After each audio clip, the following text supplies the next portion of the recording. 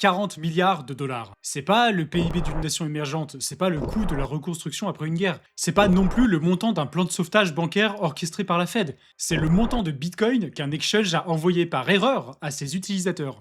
Pendant exactement 35 minutes, on a eu droit à un aperçu grandeur nature de l'un des secrets les mieux gardés de l'invention de Satoshi Nakamoto. Si vous vous demandez encore pourquoi Bitcoin stagne alors que les plus grandes institutions du monde en achètent massivement, ou si vous ne comprenez pas pourquoi l'or brise tous ses records historiques alors que vos cryptos font du surplace, eh ben va falloir qu'on discute un petit peu vous et moi. L'affaire Bithumb n'est pas un simple bug technique anecdotique, c'est la preuve irréfutable que Wall Street et les exchanges centralisés ont trouvé le moyen d'imprimer du Bitcoin papier à l'infini. Pour comprendre d'où vient le problème, il faut revenir à la source du flagrant délit. Tout commence le vendredi 6 février 2026. Bithumb, le deuxième plus gros exchange de Corée du Sud, lance une opération marketing qui semble totalement banale et anecdotique sur le papier. L'objectif, c'était de fidéliser les clients actifs en distribuant des récompenses en monnaie locale, le won sud-coréen. Mais en coulisses, c'est le drame. Dans le back-office, un opérateur peut être fatigué, peut être mal formé, on sait pas trop, commet l'irréparable. Au moment de configurer la devise de la récompense dans le système de gestion interne, il ne sélectionne pas le code KRW pour les wons, mais le code BTC pour Bitcoin. Au lieu de recevoir l'équivalent de 2000 wons, soit le prix d'un café,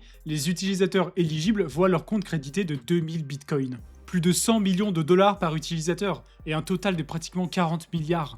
En une seule petite erreur, ils ont créé plus de 600 000 bitcoins, quasiment autant que le stack de Sailor. C'est une quantité astronomique, supérieure aux réserves cumulées de la plupart des banques centrales, et bien au-delà de ce que possèdent les plus grands fonds d'investissement de la planète comme BlackRock. Et tout ça a été généré sans qu'aucun mineur ne valide de bloc, sans qu'aucune électricité ne soit consommée.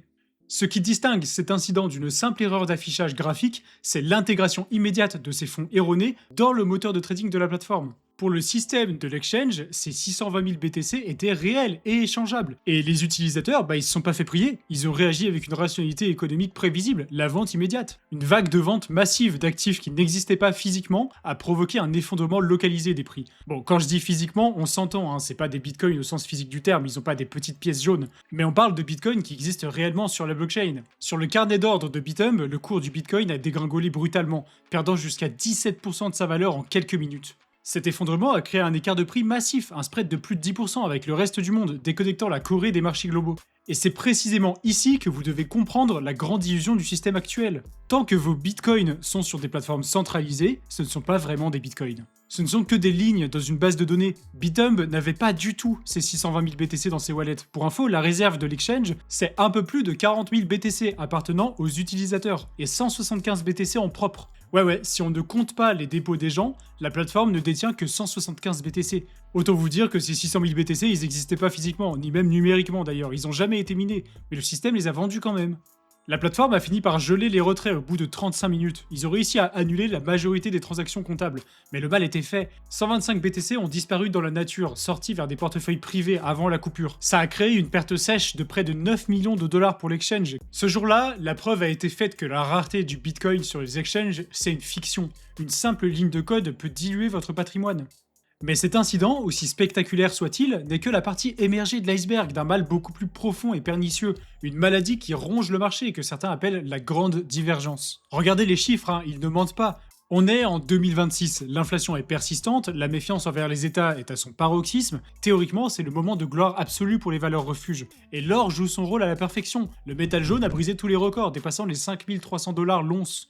Mais et Bitcoin alors, le fameux or numérique, celui qui devait être la couverture ultime contre l'avilissement monétaire, il stagne, et pire, il baisse même. Pourtant, les titres des journaux financiers sont unanimes. Les ETF achètent, les flux institutionnels sont records, et les entreprises accumulent sans s'arrêter. Alors où va l'argent? Pourquoi le prix ne réagit-il pas à cette demande? Pour comprendre cette anomalie, imaginez deux magasins. Dans le premier magasin, on vend de l'or. En 2026, la demande est physique. Les banques centrales veulent les lingots dans leur propre coffre. Quand les acheteurs arrivent en masse, les stocks diminuent physiquement. Les étagères se vident, il y a une pénurie réelle. Le prix explose mécaniquement car on ne peut pas inventer de l'or pour satisfaire la file d'attente. Dans le second magasin, on vend du Bitcoin. Mais ici, quand la demande institutionnelle augmente, le vendeur ne vous donne pas du vrai Bitcoin. Il vous donne un reçu, une promesse si vous voulez. Un petit document qui dit « Ok, je vous dois tant de Bitcoin, et quand vous voudrez le retirer, faites-moi signe. » Et si la demande explose, le vendeur il imprime plus de reçus. Il n'y a jamais de rupture de stock, car l'offre de papier est infinie. Le marché est inondé par ces instruments qui diluent la rareté. Mais comment font-ils concrètement? Comment peut-on vendre des milliards de dollars de Bitcoin sans jamais toucher à la blockchain? Et ça en toute légalité, hein. L'arme du crime tient en 3 lettres, le CME, le Chicago Mercantile Exchange. C'est sur ce marché, le plus grand marché de produits dérivés au monde, que se joue la véritable suppression du prix de Bitcoin. Sur le CME, la plupart des contrats futures sont réglés en cash. Ce que ça veut dire, c'est que lorsque des milliards de dollars s'échangent sur ces contrats, aucun Bitcoin ne change jamais de main. À l'expiration du contrat, le vendeur ne livre pas de Bitcoin à l'acheteur, il lui verse simplement la différence en dollars si le prix a monté. C'est un pari pur sur le prix uniquement, totalement déconnecté de la réalité mathématique de la blockchain. Le truc, c'est que contrairement aux matières premières physiques où l'offre est limitée par nature, par le minage ou par la logistique par exemple, l'offre de Paper BTC sur le CME est théoriquement élastique. Tant que les gros investisseurs qui utilisent ces produits ont des dollars pour couvrir leurs marges, ils peuvent créer des millions de contrats de vente à découvert, inondant le marché d'une offre fantôme pour écraser toute tentative de hausse. Du coup, on se rend compte d'un truc assez terrifiant. Un seul Bitcoin réel peut simultanément se trouver derrière plusieurs instruments, une part d'ETF, un contrat futur, une option, un prêt, etc. Cela crée ce que certains appellent le Synthetic Float Ratio, un ratio où l'offre synthétique dépasse largement l'offre réelle, découplant la découverte des prix de l'offre et de la demande on-chain. Imaginez un parallèle avec le marché immobilier. Si vous achetez une maison, vous en avez les clés et vous êtes le seul à pouvoir y habiter. Mais imaginez maintenant que le promoteur vende les droits sur cette même maison à 10 personnes différentes, en pariant sur le fait qu'elles ne voudront jamais emménager tout en même temps. C'est exactement ce mécanisme qui transforme la rareté absolue du Bitcoin en une abondance de papier. Ça crée une espèce de soupape de sécurité artificielle. Elle permet de satisfaire la demande spéculative institutionnelle sans exercer de pression haussière sur l'offre on-chain, empêchant le prix de s'envoler paraboliquement comme il le ferait dans un marché purement physique. Les volumes sur ces marchés dérivés dépassent désormais de plusieurs ordres de grandeur les volumes du marché spot. La demande est absorbée par du papier. Mais la fête est peut-être sur le point de se terminer. Parce que face à ce risque systémique de réserve fractionnaire, la réponse politique commence à arriver. En Corée du Sud, justement, un CEO d'une société de gestion d'actifs crypto a été condamné à 3 ans de prison ferme pour manipulation de marché. C'est la première application concrète de la clause pénale de la nouvelle loi sur la protection des utilisateurs en Corée. Le message est clair, si vous jouez avec les dépôts des clients, vous ne paierez pas une amende, vous irez directement derrière les barreaux. Aux États-Unis, la contre-attaque législative est tout aussi radicale avec le Clarity Act. Bon, pour le moment, il est encore en débat au Sénat, il n'est pas encore passé, mais ce texte contient une clause qui terrifie Wall Street, l'interdiction formelle de la réhypothèque sans consentement écrit et explicite. En clair, ils veulent obliger les dépositaires à prouver que le Bitcoin que vous avez acheté est bien là, immobile, et qu'il ne sert pas à shorter le marché contre votre propre intérêt. En parallèle, la transparence devient une exigence de survie. Les gros exchanges sérieux et internationaux comme Binance ont dû adopter les Proof of Reserve. C'est devenu une norme qui arrivait un peu après la fin de FTX.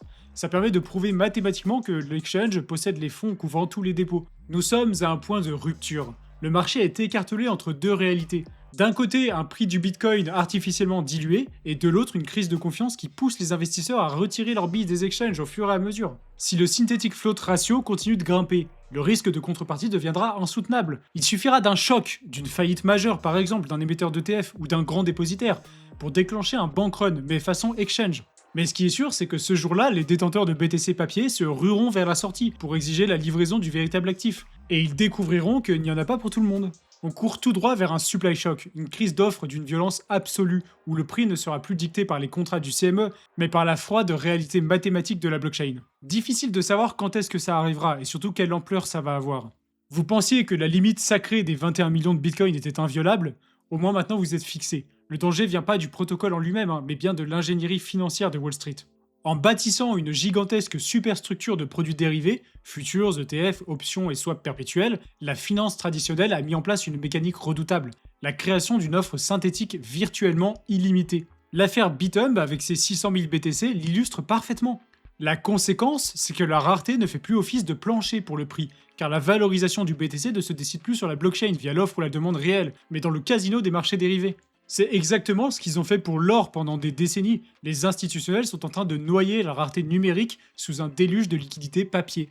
L'objet du combat a changé. Il s'agit plus de savoir si la finance traditionnelle va embrasser Bitcoin, mais plutôt de s'assurer qu'elle ne finira pas par le dénaturer. On ne se bat plus contre les week-ends qui vendent un peu trop tôt, ni contre les écolos qui pestent contre l'impact écologique de Bitcoin. En même temps, maintenant, ils se battent contre l'IA.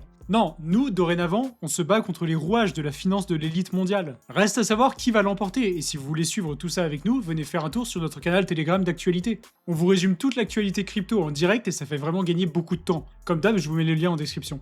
Allez aussi faire un tour du côté des aventures de Kara sur Steady Lads, parce que lui aussi il tente de naviguer ce marché en pleine mutation. Et si la vidéo vous a plu, laissez un like et abonnez-vous, c'est le meilleur moyen de nous soutenir. Dites-moi en commentaire ce que vous pensez de ces histoires de Paper BTC, ça m'intéresse. Et dites-moi aussi si vous avez des idées de sujets pour de prochaines vidéos, et d'ici là on se dit à la prochaine. Bye.